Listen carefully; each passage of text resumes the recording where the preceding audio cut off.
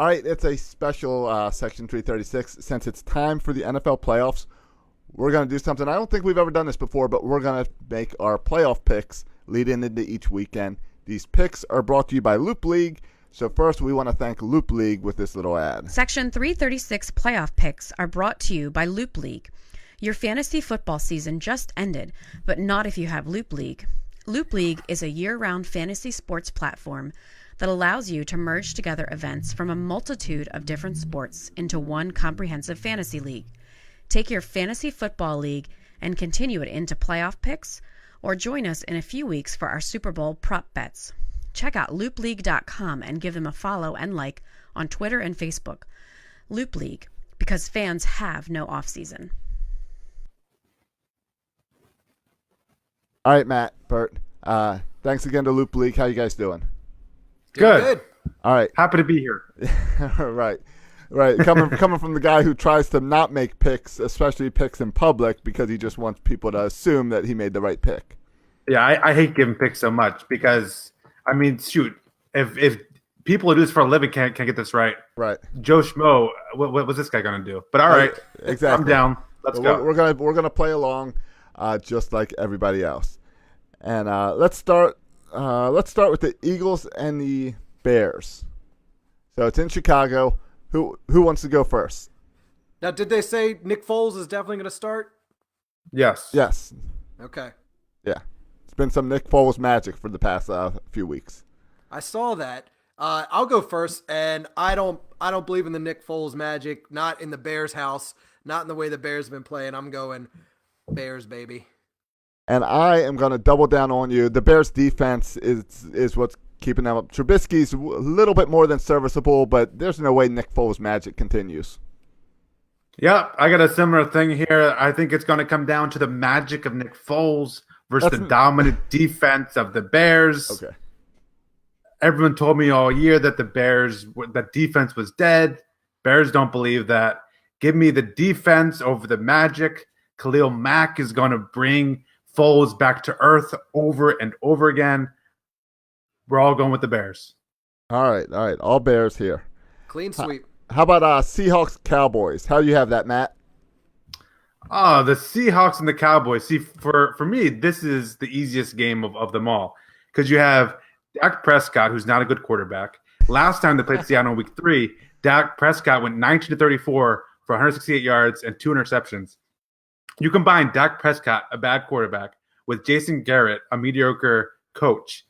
I'm going to take Russell Wilson and Pete Carroll over Prescott and Garrett all day long. This is easy. Give me the Seahawks to convincingly beat the Cowboys. See, Matt, what you got wrong in all your research is, yes, they look bad in Week 3, but since then the Cowboys added Amari Cooper, so I'm taking the Cowboys.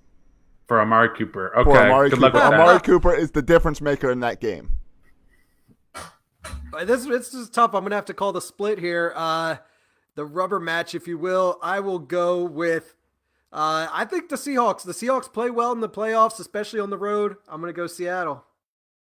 But Josh, to your point, I heard Shannon Sharp on Twitter today. He said, and I agree with him, did you hear this? That John Gruden for the Raiders should be the executive of the year this year because he turned the Cowboys into a playoff team by trading Cooper and the Bears. And he turned the Bears into a playoff team by trading Khalil Mack. So executive of the year should be John Gruden. I like that take. I like that as well. All right, let's get to the Colts at the Texans. Some horses down there. I'll go first. It's really hard for me not to pick Andrew Luck, so I'm going with the Colts. They've already split, and why not continue with Luck? I'll go next. I think the last I saw, the Colts are 9-1 in their last 10 games. I like to see a number 6 seed win because if the Ravens win this weekend, then it still holds the possibility that we could get a home AFC Championship game. So I'll cross my fingers. If the Colts get to that and the Ravens get to that. Absolutely. Yeah. There's one way for it to happen. The only way for it to happen, so I would like to see it happen. Go Colts. All right, how you got it, Matt? Yeah, so Josh mentioned this before, but they split during the regular season. This is the divisional game. So for me, this is like a coin flip. This is the hardest game to call because it's divisional, because they split, because they're even teams. So in a really close game, like the first game was a difference of 2 points. The second game was just 3 points. So with these close games, it comes down to the kickers. I'm taking the 23-year veteran, 46-year-old Adam Vinatieri. I'm taking that kicker over the 24-year-old Fairbairn. Give me Adam Vinatieri, and after the game, Vinatieri can go home and celebrate with his grandkids the victory. So I'm taking the Colts as well. Does he dye his beard white, or is that natural? When you're that old, I think it's just natural. What is he, 47? He's 46. 46. I don't know. No 46-year-old has a white beard like that. Yeah, it's pretty. All It's right. pretty. I don't know if he's trying to Maybe embrace the veteran and take it a little bit too far. Right. All right, let's get to the tough game for all of us. The big game, the game that 336ers care the most about. Vinatieri has been in the league for 23 years. That means he started before Lamar Jackson was born. Wow. Yep, youngest QB to start a playoff game, right? Yeah, he will be 21. His birthday is on Monday when he turns 22. Oh, wow. So hopefully this is a big birthday weekend for him. Who wants to jump first at this? I'll go first. All right, take it. So I would like to, full disclosure, I am a Ravens fan. So I'm a little biased. And unlike Josh, I actually really like Lamar Jackson. The only thing that makes me nervous about this game is that Phillip Rivers has 24 kids. And if I had 24 kids, I would not want to go home.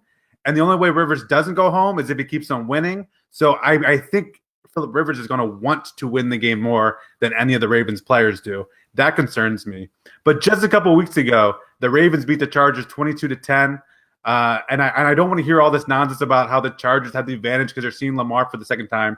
The problem with the Chargers is Phillip Rivers can't figure out the Ravens defense. So frankly, it doesn't matter how Lamar Jackson plays because the Chargers aren't going to be able to score enough points to win. So give me Baltimore in a low-scoring game.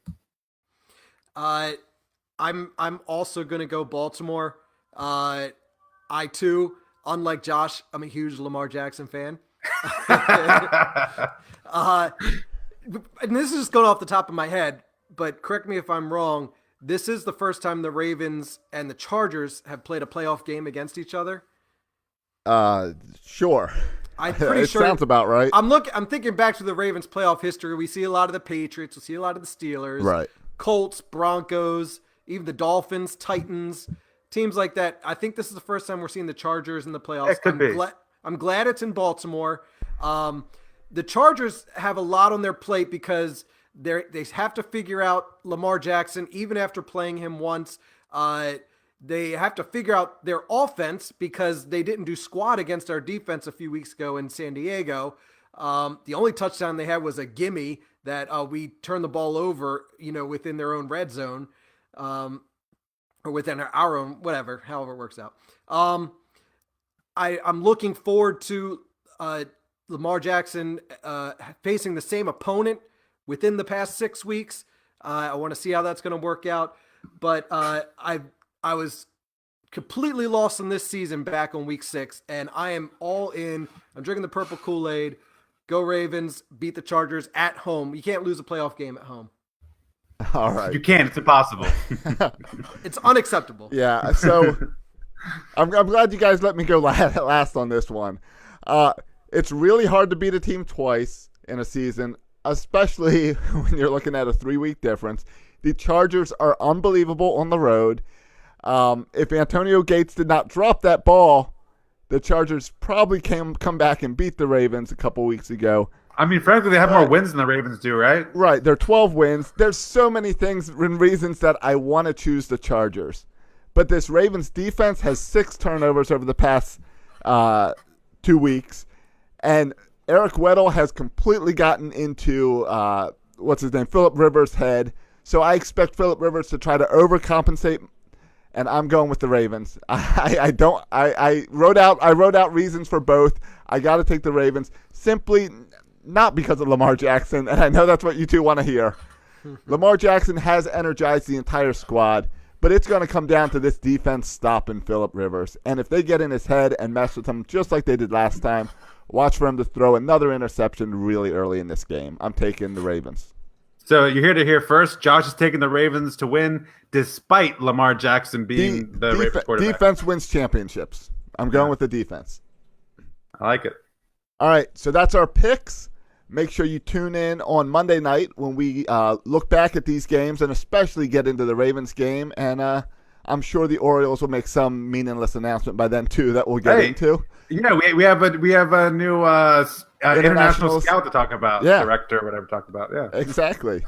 And then Rick Dempsey is working with Austin Wins, and Drew Dosh retired from Manny minor league Machado baseball. may or may not be signing with the Yankees or the Phillies. The Yankees got or the White Tulowitzki. Sox. Yeah, or just coming in to do Section 336. You never know. Or the Orioles. Who knows? You never know. And thank you to Loop League. See, the reason Mandy's doing the ad is because I struggle with the name Loop League. But thank you to Loop League. It's too late for you to get in with us on your Loop League picks for the playoffs, but we will have a Super Bowl picks coming up that you'll be able to get into. What do they call it when it's your prop bets? Prop bets. So we're going to do a Super Bowl prop bets pick coming up in a couple weeks with Loop League. So check out Loop League. It's best way for all fantasy sports, whether it's football, baseball, basketball, NASCAR, golf. They've got it all there. Go check out Loop League and like their Facebook page and Twitters while you're at it.